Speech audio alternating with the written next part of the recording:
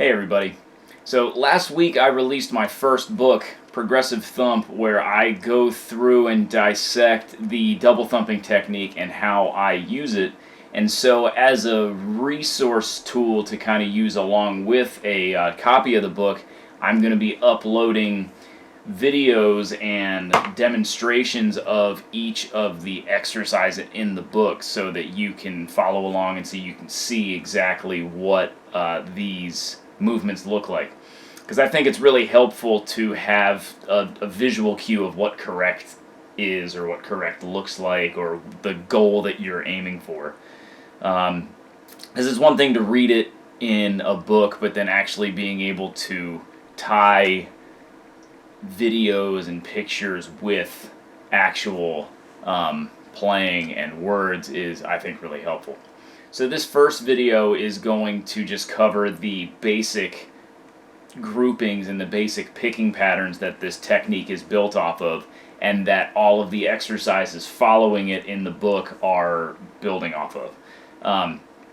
So the whole technique and the way I use it is essentially centered around using your thumb as a pick.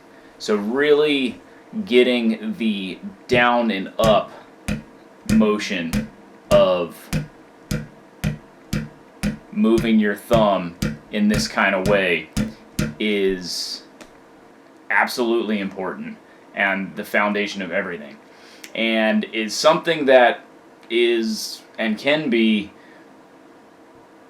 a little harder than it might seem, trying to get the right angle, trying to strike the string in the right spot with your thumb. There are a lot of hurdles, a lot of unexpected hurdles with even this most basic movement, and sometimes that can keep people from learning the technique, from digging more into it, because they can't get a comfortable grasp on like the core foundation of everything that this is built off of. So just slowly, just the down and up motion.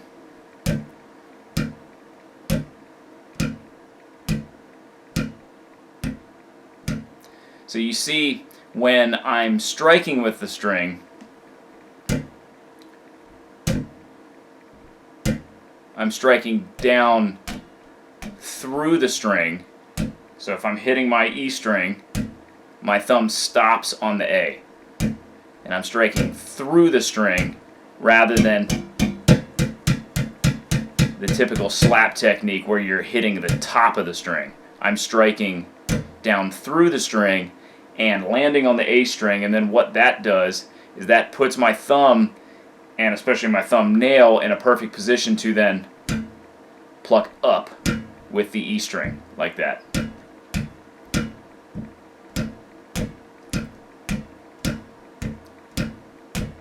And you'll also see that I'm not striking across the string like I'm strumming.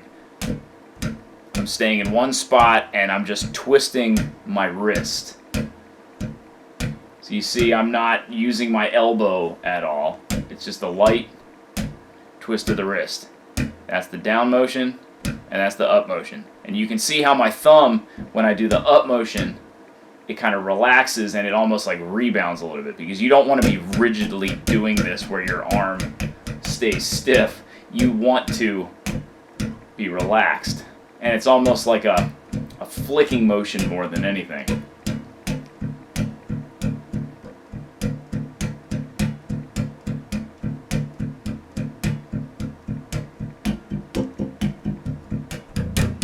So that might take some time to get really comfortable with, but if you really pay attention to all of those things that I just mentioned and really work on getting that relaxed and in the right position, that lays a strong foundation for everything else that's coming after it.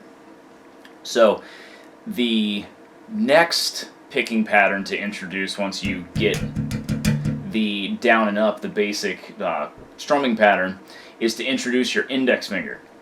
So this is example 1 in the book.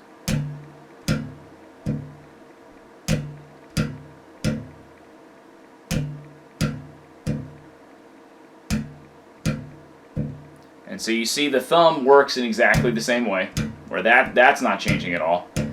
I'm just including my index finger.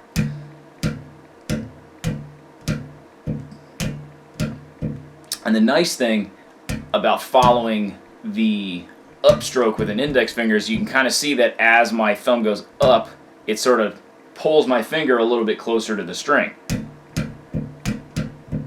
So it's this nice kind of fluid, almost circular motion.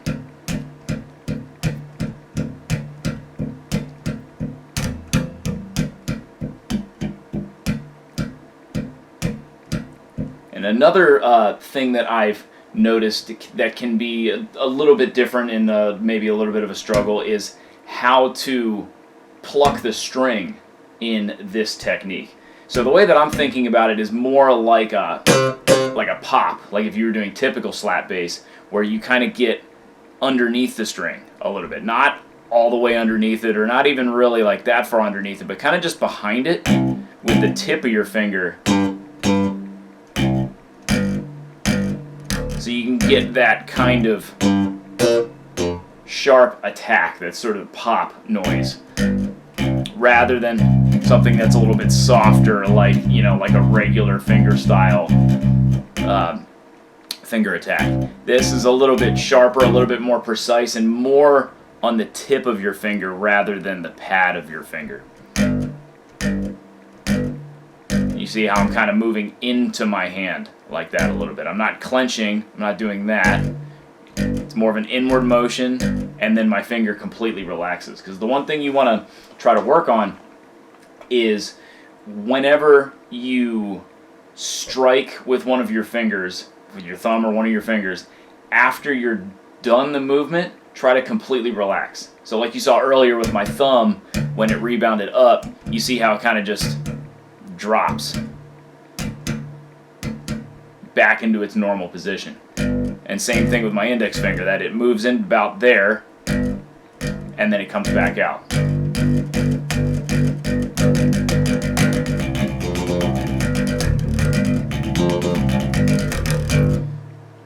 So you'll be able to cover a lot of ground just by getting comfortable with including your index finger, because when I'm using this technique, most of the time that's what I'm sticking to. I don't include my middle finger that often unless I absolutely need to. And sure, I am using it a lot, but most of when I'm using this technique, it's all either down up or down up index. So getting a real solid grasp on both of those groupings is the foundation of everything. So you don't want to skip the work in getting both of these movements really solid and really relaxed. Like I already said, everything else is based off of this, so we can't skip on the foundational work. So once you get comfortable with those, then you can start including your middle finger, because that can really help with certain string skips, more complicated picking patterns, and sometimes it's necessary to include that middle finger. However, it adds an extra layer of difficulty to it because of just having to get the dexterity of using both of these fingers at the same time.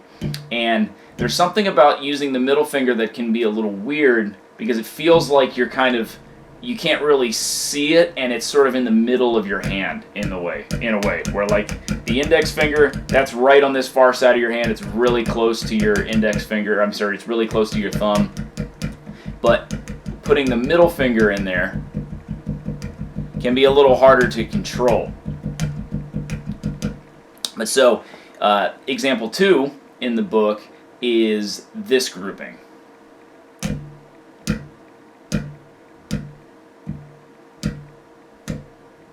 And so this is just, again, further adding on to a grouping that we already have covered, where you're using your middle finger after your index finger. So down, up, index, middle. And the middle finger, the strike works exactly the same as the index finger, where you're trying to get up underneath the string a little bit, or sort of behind it, so you get that nice pop. Because another reason that I want to get a little bit more of an articulated sound out of the finger part of this technique is your thumb is going to naturally sound more aggressive and brighter, just because, this is still a slap bass technique, and it's going to sound more fat, full, and brighter like slap bass. So if we're doing something really bright with our thumb and then something more mellow with our fingers, it's not going to blend well, because we still want every articulation to sound identical. Where if you closed your eyes and you weren't looking, everything would sound as close to uniform as possible. Because sure, your fingernail is a different material than your skin, so there's only so much blending that you can kind of do. But if you can get that more aggressive plucking pattern out of your finger, you can get pretty close. Because you don't want to sound like do-doop, do-doop, do-doop, do-doop, or bo-doop, bo-doop, bo-doop. You don't want the different articulations with the different fingers to have a different timbre. You want everything to blend together as seamlessly as you can. So the grouping of 4 has another variation where you can do your middle finger first. So this is example 3.